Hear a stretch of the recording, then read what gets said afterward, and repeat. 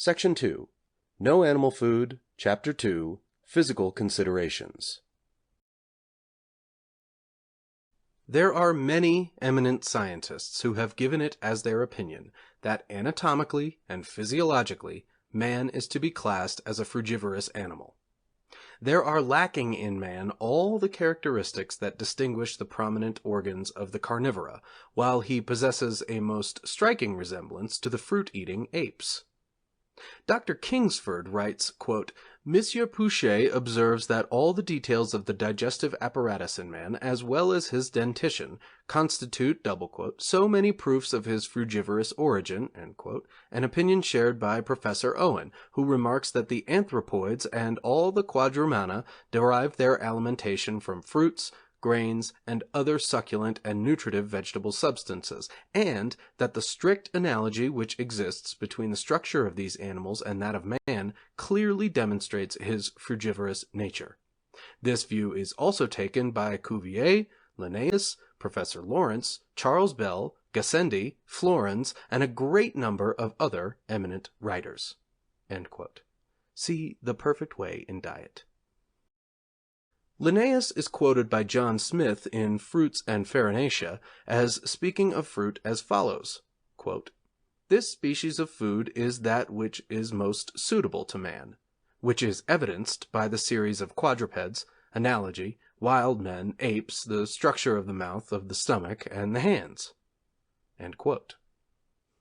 Sir Ray Lancaster, KCB, FRS, in an article in the Daily Telegraph, December 1909, wrote, quote, It is very generally asserted by those who advocate a purely vegetable diet that man's teeth are of the shape and pattern which we find in the fruit-eating or in the root-eating animals allied to him.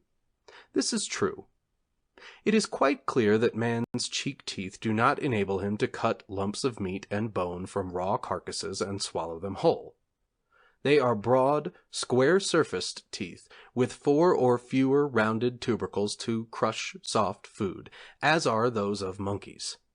And there can be no doubt that man fed originally, like monkeys, on easily crushed fruits, nuts, and roots.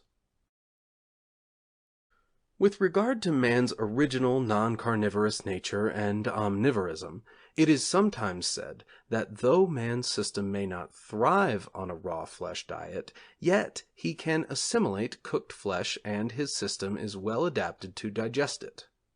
The answer to this is that were it demonstrable, and it is not, that cooked flesh is as easily digested and contains as much nutriment as grains and nuts, this does not prove it to be suitable for human food, for man, leaving out of consideration the fact that the eating of diseased animal flesh can communicate disease, since he was originally formed by nature to subsist exclusively on the products of the vegetable kingdom, cannot depart from nature's plan without incurring penalty of some sort, unless, indeed, his natural original constitution has changed, but it has not changed.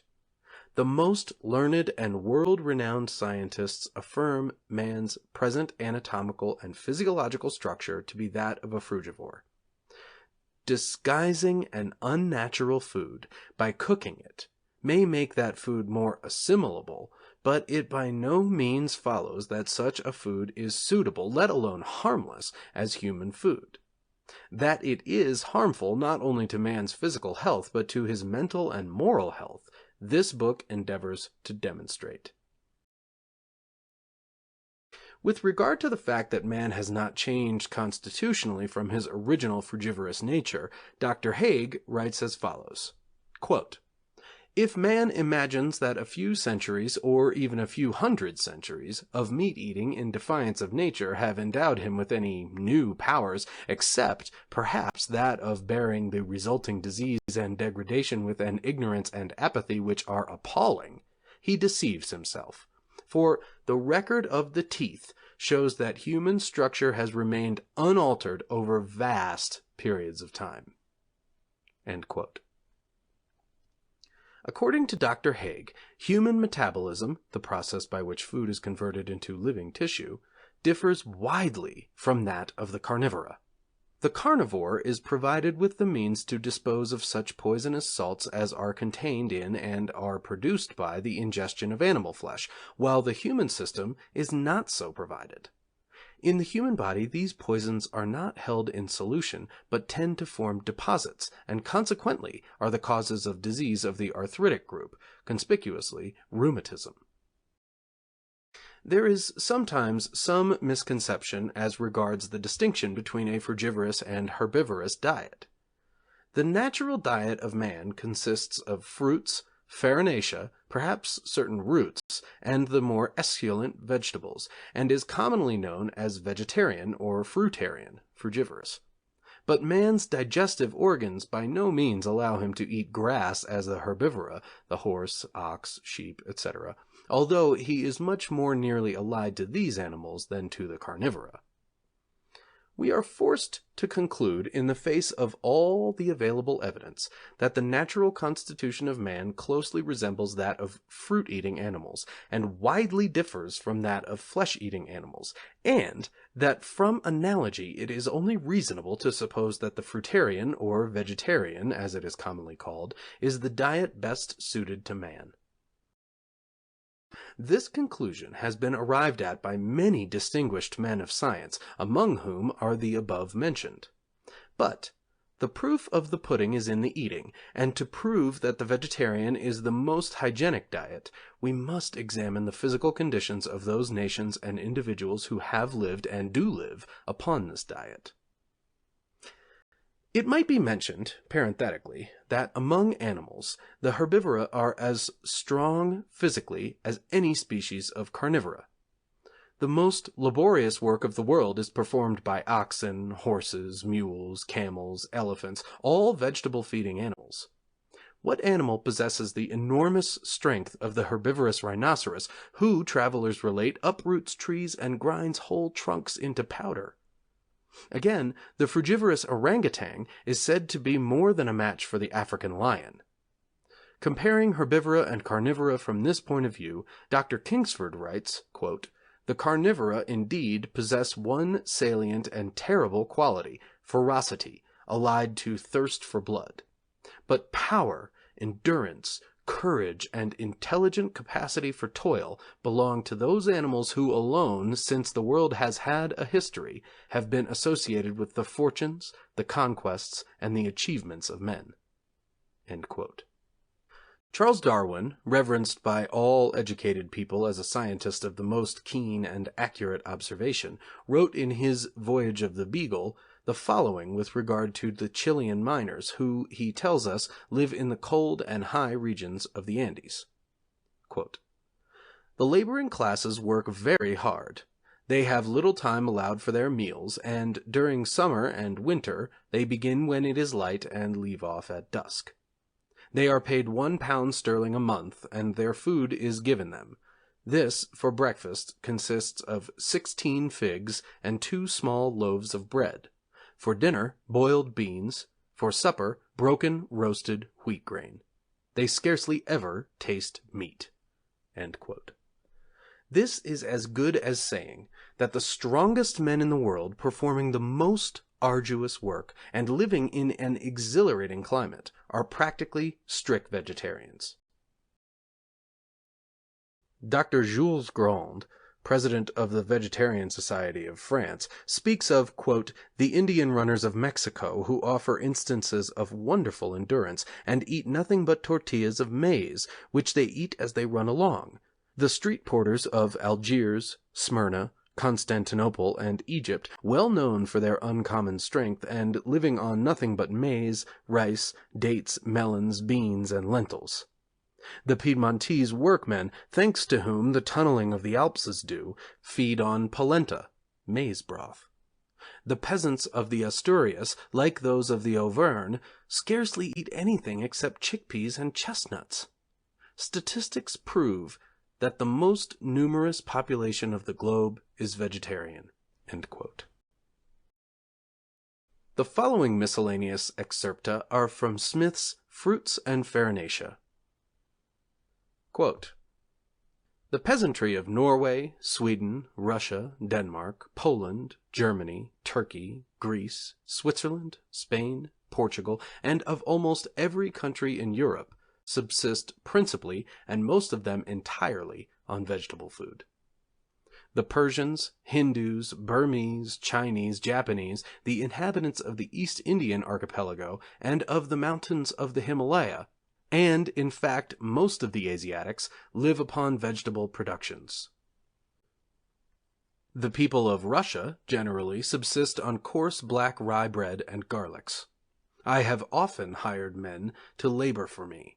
They would come on board in the morning with a piece of black bread weighing about a pound, and a bunch of garlics as big as one's fist. This was all their nourishment for the day of 16 or 18 hours' labor.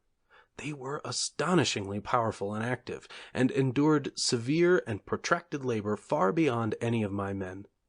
Some of these Russians were 80 and even 90 years old, and yet these old men would do more work than any of the middle-aged men belonging to my ship. Captain C.S. Howland of New Bedford, Mass. The Chinese feed almost entirely on rice, confections, and fruits. Those who are enabled to live well and spend a temperate life are possessed of great strength and agility. The Egyptian cultivators of the soil, who live on coarse wheaten bread, Indian corn, lentils, and other productions of the vegetable kingdom, are among the finest people I have ever seen. Latherwood. The Greek boatmen are exceedingly abstemious. Their food consists of a small quantity of black bread made of unbolted rye or wheatmeal, and a bunch of grapes, or raisins, or some figs. They are astonishingly athletic and powerful, and the most nimble, active, graceful, cheerful, and even merry people in the world. Judge Woodruff of Connecticut. From the day of his irruption into Europe, the Turk has always proved himself to be endowed with singularly strong vitality and energy. As a member of a warlike race, he is without equal in Europe in health and hardiness. His excellent physique, his simple habits, his abstinence from intoxicating liquors, and his normal vegetarian diet enable him to support the greatest hardships and to exist on the scantiest and simplest food. The Spaniards of Rio Salada in South America, who come down from the interior and are employed in transporting goods over land, live wholly on vegetable food. They are large, very robust, and strong, and bear prodigious burdens on their backs, traveling over mountains too steep for loaded mules to ascend, and with a speed which few of the generality of men can equal without encumbrance. In the most heroic days of the Grecian army, their food was the plain and simple produce of the soil. The immortal Spartans of Thermopylae were, from infancy, nourished by the plainest and coarsest vegetable aliment, and the Roman army, in the period of their greatest valor and most gigantic achievements, subsisted on plain and coarse vegetable food. When the public games of ancient Greece, for the exercise of muscular power and activity in wrestling, boxing, running, etc., were first instituted, the athletae, in accordance with the common dietetic habits of the people, were trained entirely on vegetable food. Dr. Kellogg, an authority on dietetics, makes the following answer to those who proclaim that those nations who eat a large amount of flesh food, such as the English, are the strongest and dominant nations. Quote, "While it is true that the English nation makes large use of animal food, and is at the same time one of the most powerful on the globe, it is also true that the lowest, most miserable classes of human beings, such as the natives of Australia and the inhabitants of Terra del Fuego, subsist almost wholly upon flesh. It should also be borne in mind that it is only within a single generation that the common people of England have become large consumers of flesh. In former times, and when England was laying the foundation of her greatness, her sturdy yeomen ate less meat in a week than the average Englishman of the present consumes in a single day. The Persians, the Grecians, and the Romans became ruling nations while vegetarians." End quote.